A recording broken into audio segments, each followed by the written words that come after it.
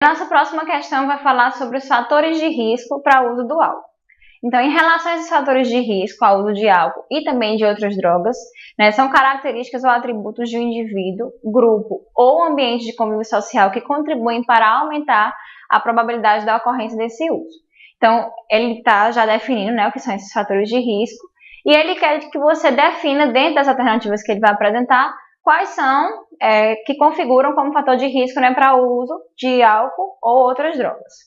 Então, baixa autoestima, falta de controle, de autocontrole e de assertividade, comportamento antissocial precoce, doenças pré-existentes, como transtorno do déficit de atenção, hiperatividade e vulnerabilidade psicossocial. Então, essa alternativa é justamente o gabarito da nossa questão, Todos esses que a gente acabou de ler são descritos como fatores de risco para o uso de álcool e outras drogas. Então, vamos verificar por que as outras alternativas elas não estão corretas. Regras e rotinas domésticas, falta de autocontrole, troca de informações entre os membros da família e sobre as rotinas e práticas diárias. Então, a gente viu que essas regras e rotinas domésticas, normalmente, as pessoas que apresentam esse tipo de uso, tanto de álcool como de outras drogas, eles não seguem essas regras e rotinas, que são ditadas como domésticas. E ainda essa questão da troca de informações, no caso, a comunicação dentro de casa, com os membros da família também é um pouco conturbada, não é tão efetiva. Então, por isso que a alternativa B ela já não está dentro dos fatores de risco. Alternativa C, baixa autoestima, ok. Ambiente de ensino que evidencia regras claras e consistentes sobre a conduta considerada adequada. Então, essas regras claras e consistentes sobre a conduta correta, então, normalmente não é um fator que está presente dentro desse público. Já a hiperatividade, ela é sim considerada como fator de risco. Vulnerabilidade psicossocial, ok, é um fator de risco. Cultivo de valores familiares normalmente não está tão presente. E regras e rotinas domésticas também a gente já discutiu, que também não é tão presente nesse público-alvo. E comportamento antissocial precoce. Pode estar presente, A autonomia, responsabilidade e comunicabilidade já não são fatores que vão estar tão presentes nessas pessoas que fazem esse tipo de uso de álcool e outras drogas. Então, a gente viu que, principalmente, esse público ele vai ter esses comportamentos familiares não tão positivos, não vai ter uma comunicação efetiva, normalmente vai ter um comportamento já antissocial ou hiperativo, antes mesmo de começar a utilizar, justamente porque são fatores de risco que levam à utilização desse tipo de entorpecentes.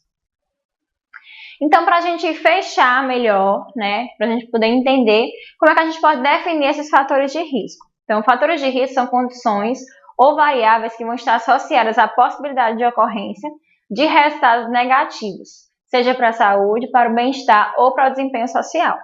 Então, alguns desses fatores se referem a características das pessoas, outros ao meio em que esses vivem, ou ainda a condições estruturais e socioculturais mais amplas, ou seja, que não vão estar restritas somente ao indivíduo e ao local onde ele habita, e sim a condições mais extensas. E geralmente, quando ocorre uma situação arriscada, todos esses fatores eles estão trabalhando de forma simultânea, ou seja, dificilmente apenas um dos fatores vai estar alterado. Como é que a gente pode exemplificar isso? Então, quando o adolescente ele é usuário de maconha, ele pode ter uma probabilidade de desenvolver uma doença pulmonar aumentada, porque ele vai estar fazendo uso do cigarro da maconha, então ele tem um risco maior de ter um comprometimento pulmonar. Mas o uso da maconha também vai trazer outras consequências, como conflitos com os pais, perda de interesse na escola, um aumento da culpabilidade ou da ansiedade. Então, a gente vê que não vai ter alterações só somáticas, não vão ter alterações só fisiológicas, vão ter alterações realmente de uma forma mais holística, em que o indivíduo ele vai ser comprometido não só em uma única parte daqueles fatores que a gente acabou de discutir, e que normalmente mais de um fator vai estar envolvido.